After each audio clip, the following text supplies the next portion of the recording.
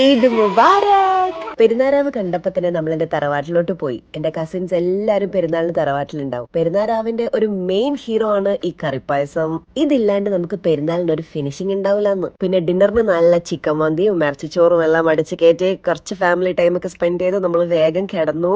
പെരുന്നാളിന് എല്ലാരും രാവിലെ 5 മണിക്ക് എണീക്കും. ഈദ്ഗാ പോകുന്ന മുമ്പായിട്ട് ഒരു ചെറിയ റൗണ്ട് ചായ ഒക്കെ ഉണ്ട്. അതിനുള്ള ചായക്കൂട്ടൽസ് ആണ് ഇതെല്ലാം. പിന്നെ നമ്മൾ ഈദ്ഗാ പോകാൻ റെഡിയായി. This abaya is from റൂഹിഹ.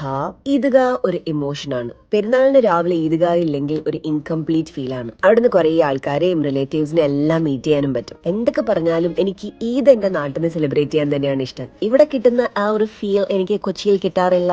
പിന്നെ എന്റെയും മാപ്പിളന്റെയും ഫസ്റ്റ് ഈദ് ആയതുകൊണ്ട് ഈ പ്രാവശ്യത്തെ ഈദ് നമുക്ക് എക്സ്ട്രാ സ്പെഷ്യൽ ആയിരുന്നു. അങ്ങനെ നിസ്കാരം കഴിഞ്ഞ് ബ്രേക്ക്ഫാസ്റ്റ് ഒക്കെ കഴിച്ചു. പിന്നെ കിച്ചണിൽ ഗ്രാൻഡ് ഈദ് ലഞ്ച് പ്രിപ്പറേഷൻസ് നടക്കുന്നുണ്ടായിരുന്നു. അങ്ങനെ ഈദി ടൈമായി. ചെറുപ്പത്തിൽ ഈദിക്ക് വേണ്ടി മാത്രം പെരുന്നാൾ ആഘോഷിച്ചിരുന്ന ഞാൻ ഇപ്പൊ അത് കൊടുക്കാൻ മാത്രം വളർന്നു പന്തളിച്ചു. പിന്നെ മാൻഡേറ്ററി ഈദ് സെൽഫീസും ഗ്രൂപ്പ് പിക്ചേഴ്സ് ഒക്കെ എടുത്ത് കുറേ സമയം വെയിലത്ത് നിന്ന് ഉരുണ്ട് കളിച്ചു. അങ്ങനെ ലഞ്ചൊക്കെ കഴിച്ച് ഞാൻ വേഗം റെഡിയാകാൻ പോയി.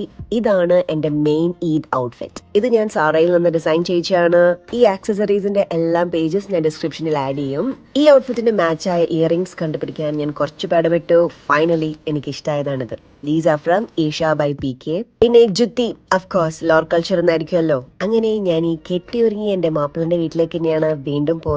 നമ്മൾ കണ്ണൂരിലേക്ക് സ്റ്റാർട്ട് ചെയ്തു. കല്യാണം കഴിഞ്ഞുള്ള ആദ്യത്തെ ഈദ് ആയതുകൊണ്ട് ഞാൻ ഇൻലോസിന് എല്ലാവർക്കും കുട്ടി കുട്ടി ഗിഫ്റ്റ്സ് കൊടുത്തിട്ടുണ്ടായിരുന്നു. ഇതായിരുന്നു എന്റെ ഈദ്. അപ്പൊ അത്രേ ഉള്ളൂ.